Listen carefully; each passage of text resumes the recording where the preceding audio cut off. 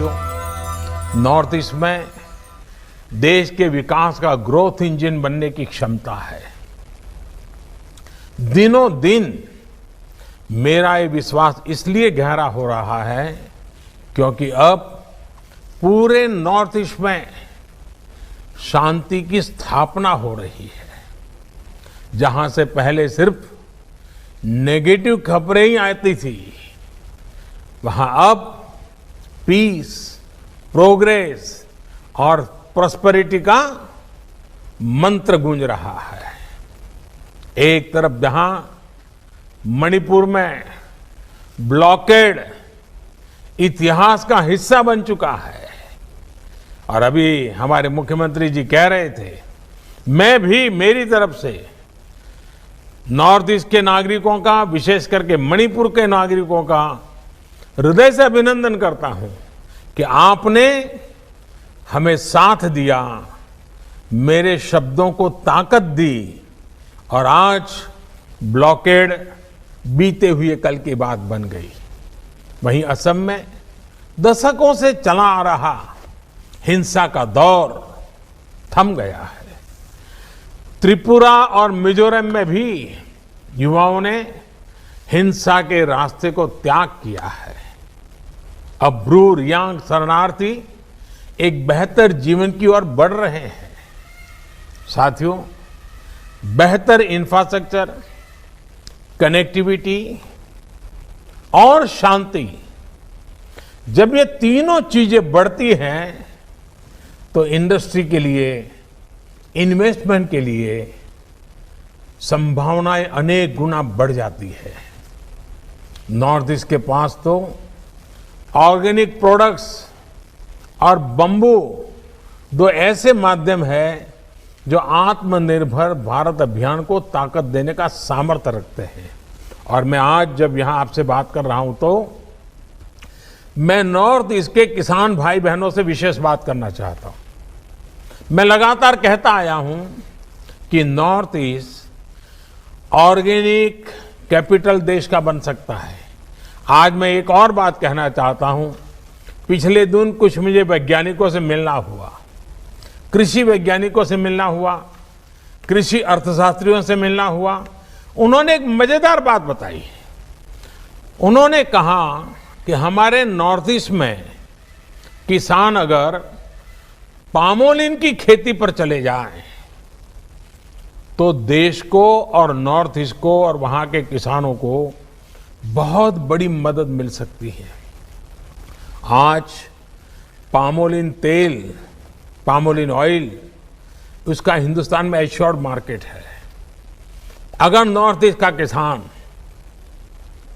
Organic खेती करता हो और उसमें भी पामोलिन की खेती करे, आप कल्पना कर सकते हैं आप हिंदुस्तान की कितनी बड़ी सेवा करेंगे, हमारे अर्थतंत्र को कैसी नई गति देंगे।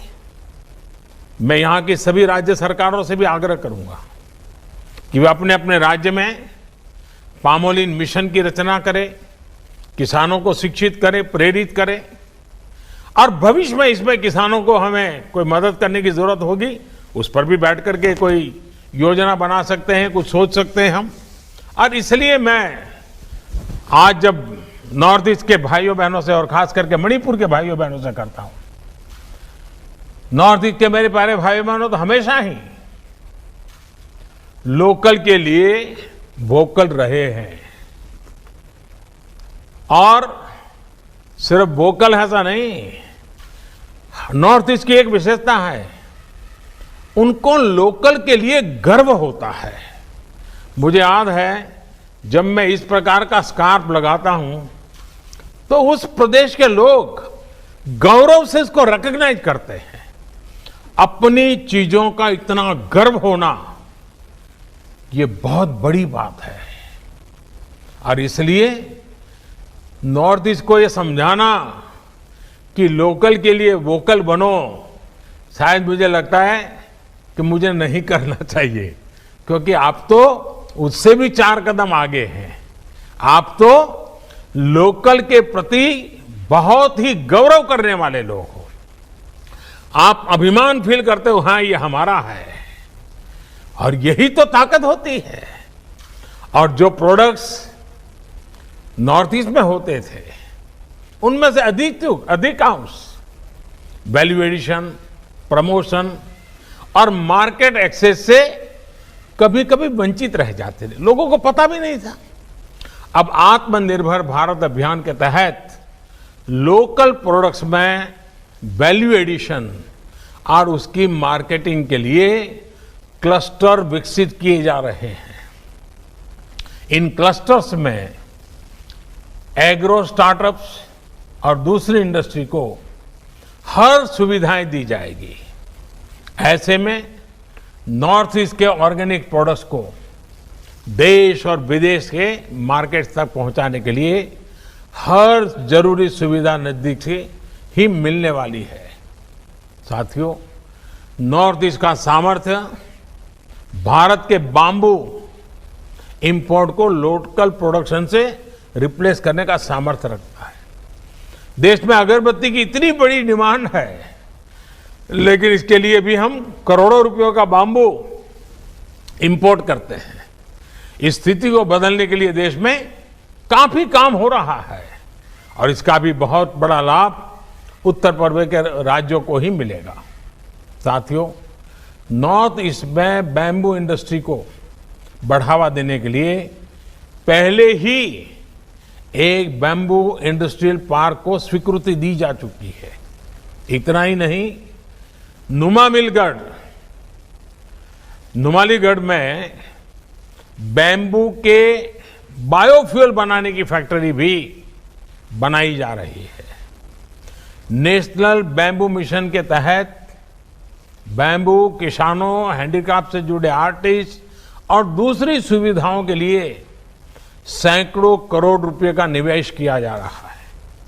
इससे नॉर्थ ईस्ट के युवाओं को, यहां के स्टार्टअप्स को बहुत लाभ होगा।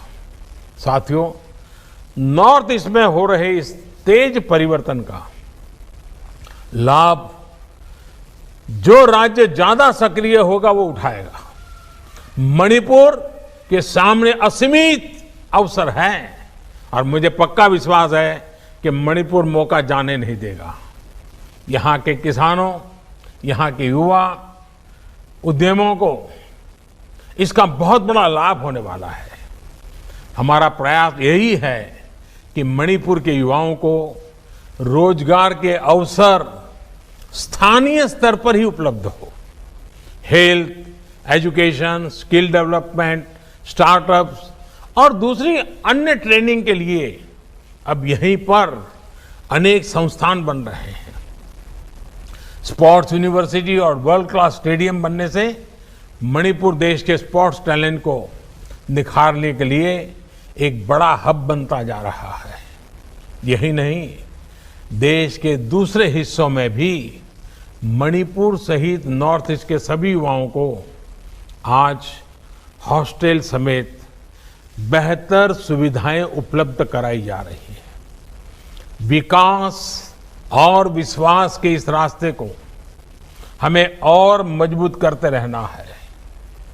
एक बार फिर आप सभी को इस नए वाटर प्रोजेक्ट के लिए अनेक अनेक शुभकामनाएं। विशेष करके हमारी माताओं बहनों के आशीर्वाद हमें वो शक्ति दें ताकि घर घर जल पहुंचाने के हमारे इस सपने में कहीं कोई रुकावट ना आए, समय सीमा के पहले हम काम कर पाएं। ऐसे माताएं बहनें हमें आशीर्वाद दें। हमें काम करना है, हमें काम करने के लिए आशीर्वाद दीजिए। आपके आशीर्वाद बहुत बड़ी ताकत होती है। और रक्षाबंधन का पर्व सामने है तो मैं आग्रह से आपके आशीर्वाद की कामना करता रहता हूं। आप सभी अपना ध्यान रखिए।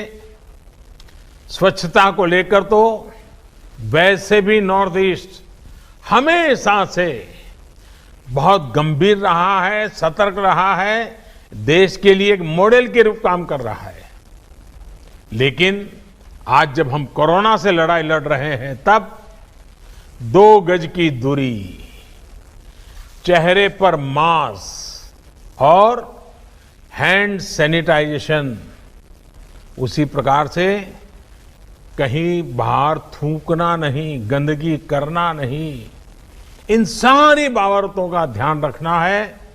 आज कोरोना से लड़ाई लड़ने के लिए सबसे ताकतवर हथियार यही है। यही हमें कोरोना से लड़ाई में मदद करते रहेंगे।